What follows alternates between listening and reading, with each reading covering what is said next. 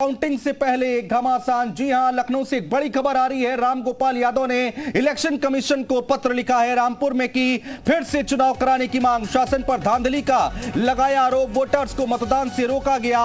ये रामगोपाल यादव की तरफ से कहा गया है। चुनाव के दौरान खींची गई फोटो भी इलेक्शन कमीशन को भेजा है। तो ये बड़ी खबर हम आपको बता रहे हैं, अहम खबर है। काउंटिंग से पहले घमासान देखने को मिल रहा है। लखनऊ से बड़ी खबर आ रही है। रामगोपाल यादव ने इलेक्शन कमीशन को एक पत्र लिखा है। क्या है उस पत्र में, वो हम आपको बता रहे हैं। रामपुर में फिर से चुनाव कराने की मांग की गई है रामगोपाल यादव की तरफ से, यानी कि समाजवादी पार्टी की तरफ से, कि एक बार फिर से चुनाव हो। शासन पर धांधली का आरोप लगाया है रामगोपाल यादव ने। वोटर्स को मतदान करने से रोका गया, ये रामगोपाल यादव की तरफ से कहा गया है। चुनाव के दौरान खींची गई फोटो भी इलेक्शन कमीशन को भेजा है। बड़ी खबर, अहम खबर, बड़े आरोप लगाए गए हैं रामगोपाल यादव की तरफ से। इलेक्शन कमीशन को पत्र लिखा और क्या कुछ उस पत्र में है। पीएमईजीपी योजना के तहत 10 लाख लोन लेकर क्या अपना खुद का बिजनेस शुरू करना चाहते हो? इसे लेने के सीक्रेट्स को जानना चाहते हो? तो फ्रीडम ऐप को अभी डाउनलोड कीजिए। वो हम आपको बताने की कोशिश कर रहे हैं। रामपुर में फिर से चुनाव कराने की मांग की गई है। शासन पर धांधली का आरोप लगाया है, वोटर्स को मतदान से रोका गया है, शासन का बेजा इस्तेमाल किया गया है, ये कहना है रामगोपाल यादव का।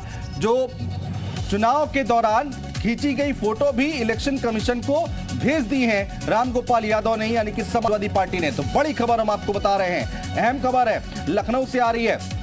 रामगोपाल यादव ने इलेक्शन कमीशन को एक पत्र लिखा है और रामपुर से ऐसी बातें पहले भी निकलकर सामने आई हैं। आसिम राजा की बात करें तो आसिम राजा भी इस तरह की बात करते आए हैं। अजीत हमारे सहयोगी हमारे साथ लाइव जुड़ चुके हैं ज्यादा बातचीत करने के लिए। अजीत, क्या कुछ लिखा गया है इस पत्र में, क्या कुछ कहा गया है समाजवादी पार्टी की तरफ से, एक बार तफसील से बताइए और समझाइए।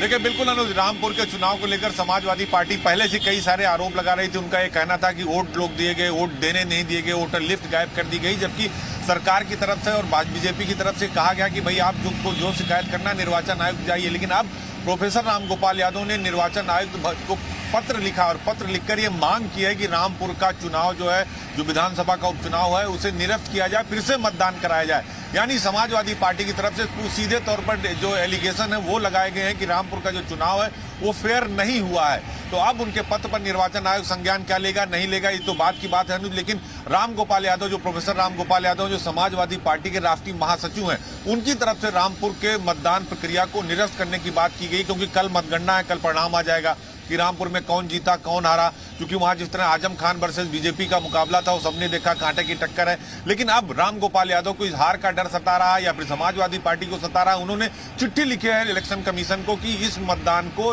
रामपुर के चुनाव को निरस्त कर दिया जाए और दोबारा यहाँ मतदान कराया जाए। उनका आरोप है कि वहाँ वोट नहीं पड़ने दिया गया, वोट का परसेंटेज इसीलिए कम आया क्योंकि वोट को रोका गया। कई सारे एलिगेशन, कई सारे आरोप उन्होंने अपने पत्र में लगाया है। तो ये मान के चलिए कि कल मतगणना है अनुज, और कल मतगणना के बाद ये साफ हो जाएगा कि रामपुर का ताज किसके सर पर गया।